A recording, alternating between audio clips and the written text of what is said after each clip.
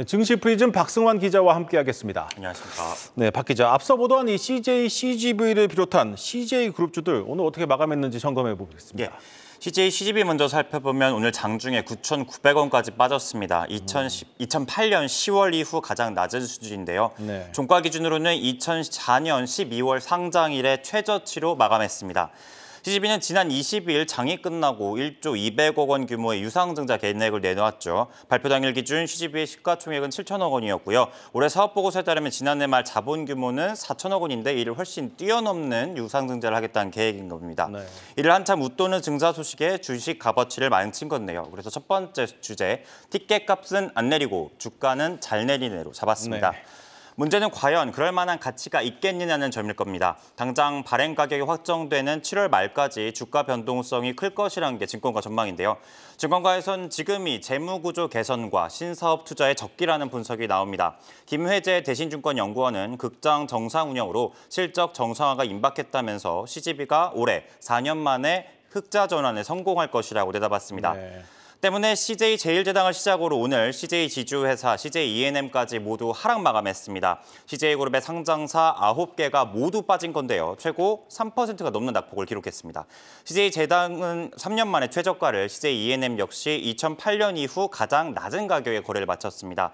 호실적이 예상되는 CJ 대한통운이나 후쿠시마 방류전 수산물 관련주도 최근 힘을 받던 CJ 시푸드도 CG 비발 악재를 결국 피하지 못했습니다. 네, 내리라는 티켓값은 안 내리고 주가만 내리니까 이 주주들 화날만 합니다. 무엇보다 이제 덩달아 하락한 이 CJ 그룹주 가진 주주들은 좀 분통이 터질만 합니다. 맞습니다. 앵커 말대로 주주들은 이 같은 결정에 의문을 제기하는 모습입니다. 보시는 것처럼 CGV를 내려놔야 산다는 볼멘 소리가 나오고 있는 거죠. CGV 하나로 인해서 그룹 전체에 부담이 되고 있다는 지적인 겁니다. 주가가 24년 전 가격이라면서 임원진이나 대주주 책임론까지 나오고 있는 상황입니다. 네, 이번에는 롯데그룹 한번 살펴보겠습니다. 롯데가 주력 사업인 유통의 부진과의 재무 악화 속에 전반적으로 좀 좋지 않은 분위기인데 오늘 52주 최저가 종목이 나왔네요. 예, 오늘 거래에서 롯데지주와 롯데쇼핑이 연저점 아래로 떨어졌습니다. 네. 화학주 롯데케미칼이나 롯데정밀화학은 물론 롯데쇼핑이나 롯데하이마트 등 유통주, 식품의 롯데웰푸드나 롯데칠성까지 상장사 12개가 전부 하락 마감했는데요. 나이스 신용평가와 한국신용평가 등이 그룹 캐시카우인 롯데케미칼의 신용 등급을 낮춘 데 따른 여파로 풀이됩니다. 돈줄이 말라붙을 수 있다는 위기에 신용도가 떨어지면서 채권 시장에서 자금 조달이 어려워져 롯데그룹 전반의 유동성 위기가 커지는 상황입니다. 네. 증권가 전망도 밝지만은 않습니다. 키움증권 롯데케미칼에 대해서 2분기 흑자 전환은 가능하겠지만 실적 턴어라운드를 볼 수는 없다고 판단합니다. 2025년까지 업황 확대가 계속될 것이라는 근거인데요. 실제로 롯데케미칼은 지난해 2분기부터 4분기 연속 적자에 시달리는 상황입니다. 정경희 키움증권 연구원은 업황 개선이 동반되지 않는다면 자산 매각이나 증자 등이 있을 수 있다고 전망했습니다. 네, 다시 시장으로 한번 가보겠습니다. 오늘 시가총액 상위 종목들 대부분이 하락을 했는데 외국인들의 줄 매도가 계속되고 있네요. 예, 시총 상위 종목 먼저 살펴보면요. 현대차는 이틀 만에 20만 원 선을 내줬고요. 카카오는 지난해 11월 이후 7달 만에 5만 원이 깨졌습니다. 코스닥 대장주 에코프로비엠 역시 소폭 하락했는데요. 이 사이 개인들은 일제히 이 종목들을 사들였습니다. 시장 전반이 빠지는 가운데 대장주 삼성전자가 그나마 버텨준 모습인데요. 외국인이 오늘 하루에만 3천억 원 넘게 사들인 덕분으로 파악되는데 지난달 30일 이후 최대 규모 매수사였습니다. 그래서 이번 주제 죽어도 못 보내 개인의 취향으로 잡았습니다. 네. 우리 증시는 영란은행의 빅스텝에도 오늘 오전 상승 출발했지만 기대를 뒤로하고 결국 하락 마감했습니다. 유가증권 시장에서 외국인은 5거래일 연속 매도물을 토해냈고요. 기관 역시 4천억 원 넘게 팔아치웠습니다. 네. 외국인은 코스닥에서도 매도를 이어갔는데 이처럼 개인과 기관이 받아내면서 낙폭을 줄였습니다.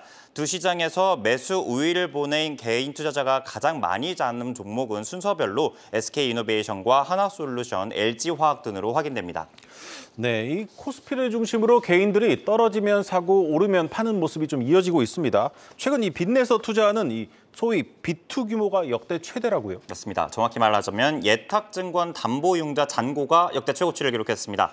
증권을 담보로 빌린 돈이 많아졌다는 뜻인데요. 네. 이전 최고치는 지난 4월 28일이었는데 당시 SG증권발 하한가 사태로 이 잔고가 급감한 바 있었죠. 이후 잠잠하더니 잔액 규모가 최근 들어서 다시 늘어나면서 22일 어제 기준 22조 2천억 원까지 치솟은 겁니다. 네. 통상 주식담보대출로 빌린 돈은 주식의 재투자로 이어집니다. 일각에서 이번 자금들이 하한가 따라잡기, 즉 핫다에 들어갔을 것이라는 추측이 나오는 배경인데요.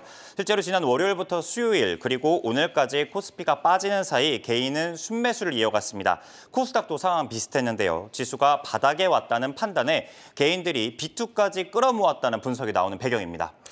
네, 앞으로의 시장 상황을 섣부르게 좀 예측하기 어려운 지금 시점인데 개인들의 선택, 성공 가능성은 있는 겁니까? 네, 쉽지 않아 보입니다. 외국인은 코스피 선물 시장에서 일단 순매도를 최근 보여가고 있고요. 7거래일 만에 매수 전환했던 기관 역시 오늘 팔자로 다시 돌아섰습니다. 네.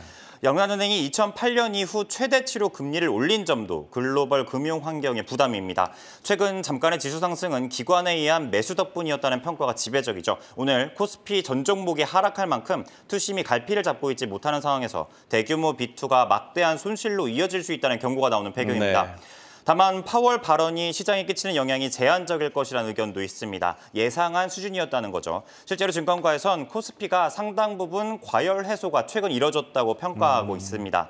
안영진 SK증권 연구원은 상반기 코스피는 16% 오르면서 신흥국 증시 가운데 폴란드와 함께 가장 좋은 성과를 냈다면서 하반기 외인 자금이 국내 시장에 들어오게 하려면 원화 강세가 필수적이라는 의견을 내놨습니다. 네, 잘 들었습니다.